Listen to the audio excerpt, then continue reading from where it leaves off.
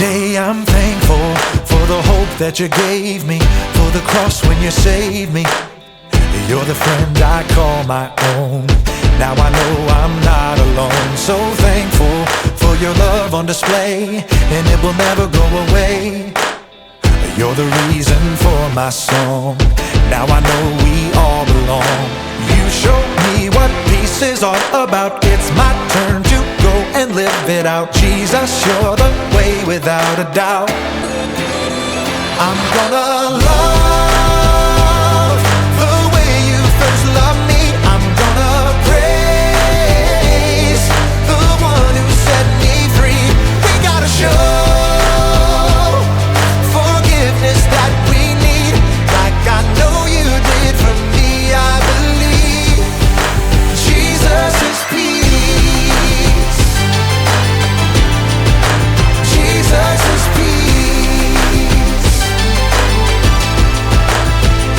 Today I'm thankful for the hope that you gave me, for the cross when you saved me. You're the friend I call my own. Now I know I'm not alone. So thankful for your love on display, and it will never go away. You're the reason for my song. Now I know we all belong. You showed me what peace is all about. It's my turn to go and live it out. Jesus, you're the way without a doubt. I'm gonna love the way you first loved me. I'm gonna praise the one who set me free. We gotta show forgiveness that we need, like I know you did for me. I believe Jesus is peace. Jesus is peace.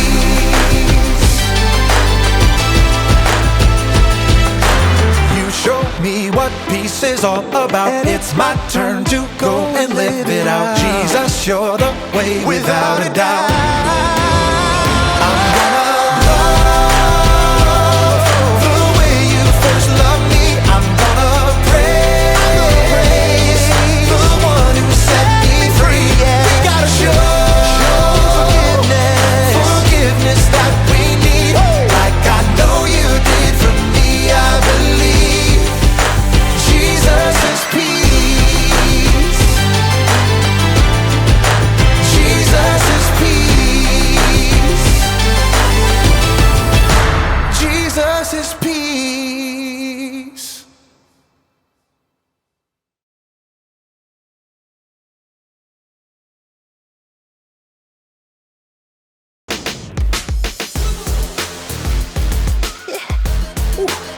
Hey everyone, welcome to Story Lab. This week we're talking about peace, while we take a look at the story of a very courageous woman who raised the volume in a creative way to solve a big problem.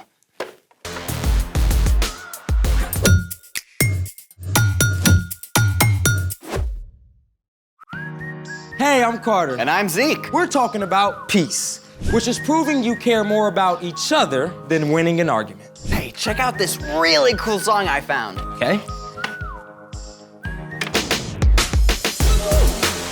Great, huh? Yeah, but now I can't hear anything. Well, now I can't hear the music. Yeah, but my eardrum, Zeke. Hold on. It's a great song, just listen to No. it. It's too loud. It's great, just finish But it. it's too loud. It's finish. No. Just stop. Yeah. Dude! Yeah. We're totally flipping out, aren't we? Yeah, maybe we just need a breather. Before we totally go off the rails. That, my friend, is actually what we're doing today. Going off the rails? Before we get too steamed, let's build a train. Trains? Rails, oh, I got it. Let's make it! We'll need a spool of 20-gauge copper wire, one AAA battery, 6 neodymium magnets a little wider than the battery, a dowel that's a little wider than the magnets, wire cutters, and some tape.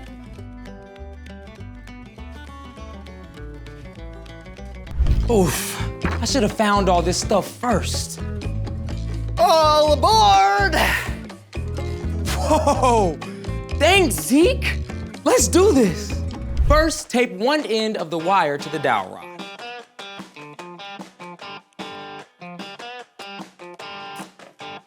Like so.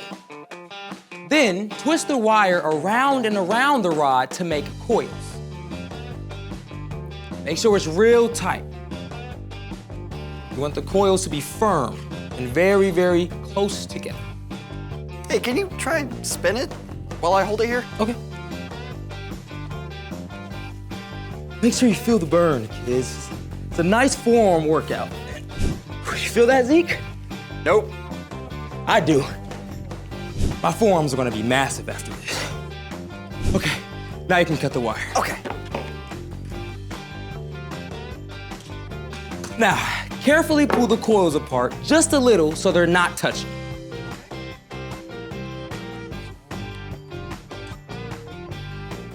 So coily. Oh, wait. Before we go any further, Safety first! this coil and the battery can get very hot during our experiment. And neodymium magnets are super strong and super pinchy. So make sure you have a grown-up with you. So, this is the train track? Exactly. Now, take your AAA battery and the magnets and stack 3 magnets on each side of the battery. It's a little bit of a struggle pulling them off. There you go. All right. Each side, On that 1, side. 2. Perfect. All right, now, let's get this train moving. And go. Push it a little bit more. I think we've been derailed. I think maybe I can get us back on track. Aha!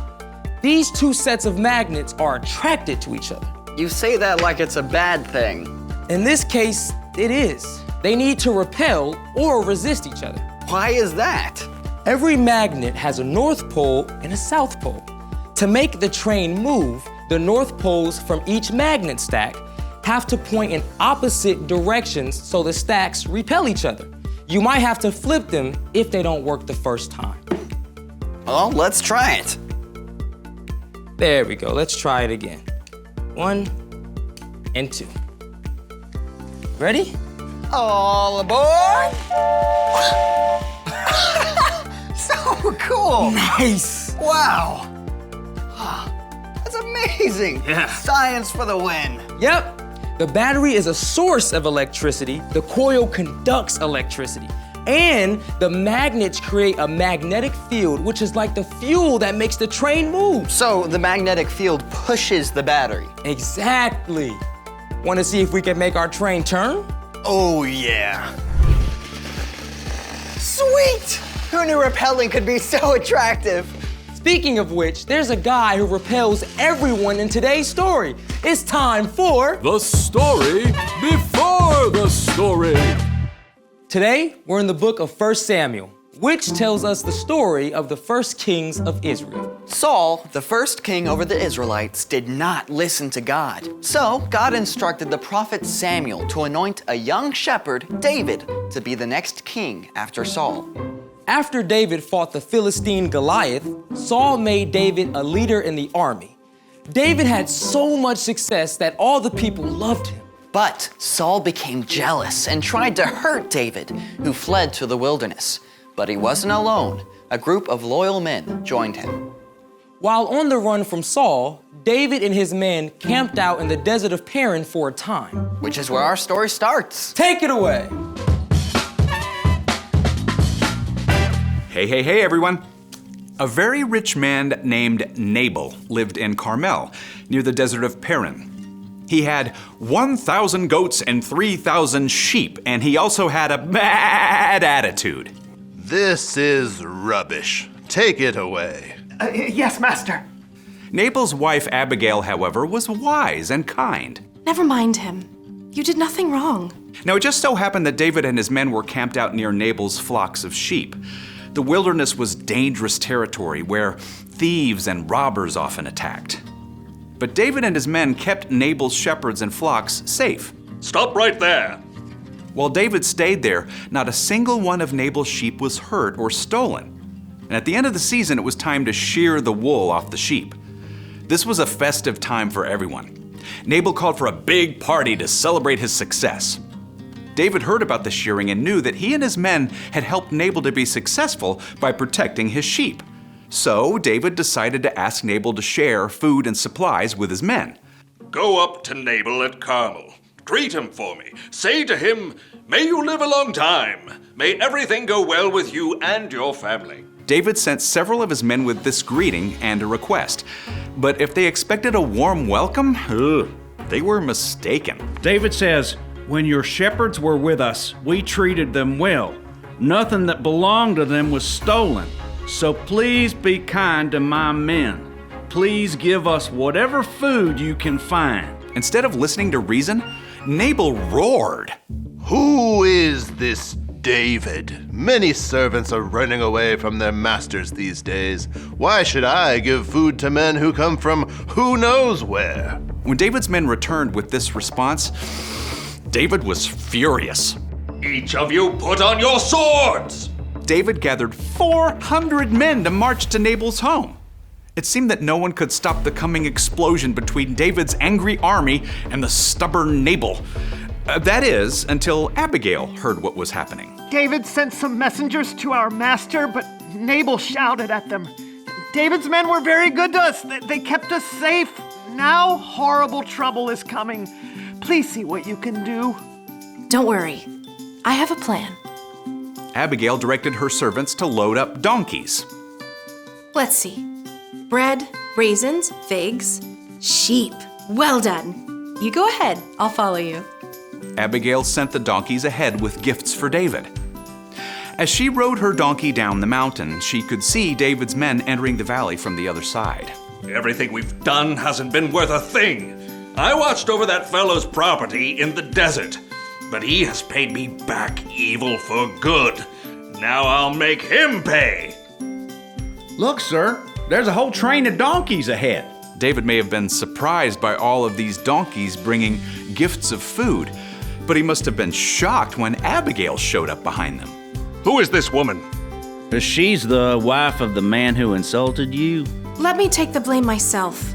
Please don't pay any attention to my husband Nabal. His name means foolish person, and that's exactly what he is. I'm listening. Sir, the Lord has kept you from using your own hands to get even. I've brought a gift for you and the men who follow you. The Lord will appoint you ruler over Israel. When that happens, you won't have to worry about how you got even. The Lord will give you success. When that happens, please remember me. The Lord has sent you today to find me. May the Lord bless you for what you have done. You have kept me from using my own hands to get even. Praise God. Go home in peace. I've heard your words. I'll do what you've asked. Abigail faced a difficult situation. She knew she couldn't make Nabal listen, so she chose to go to David instead. She stepped up with courage and creativity and stopped what would have been a terrible fight. The end. Wow, that was a close one. Yeah, Abigail kept her cool and was able to find a peaceful solution to a big problem. So, What's our part in this story? Well, like Abigail, you can help others make peace when they don't see eye to eye. maybe if your friends are arguing over what movie to watch, you could suggest a different movie that you all like. Or even a totally different activity. Some of my friends get very intense when we shoot hoops. So I try to make everyone laugh and remember it's just a game. Then we all chill out and it's fun again. What about the times when trying to make peace doesn't seem to work? Well, that's a great time to bring in a grown-up to help. Yeah, like a parent or guardian or teacher. The most amazing peacemaker of all was actually born into David's family line about 1,000 years later. Can anybody guess who it is? Jesus! That's right. Jesus made a way for us to be in relationship with God, no matter who we are or what we've done. And because of Jesus, we can have peace with God. And that fills me with peace. Same. Well, guys, it's been fun. Thanks for having me. See you next time. So, here's the thing. You can help others make peace. Even people who sometimes repel you. Peaceful. I think we need a soundtrack. Oh, it doesn't have to be quite that loud. Perfect. Thanks for joining us in the Story Lab. See you next time. Peace!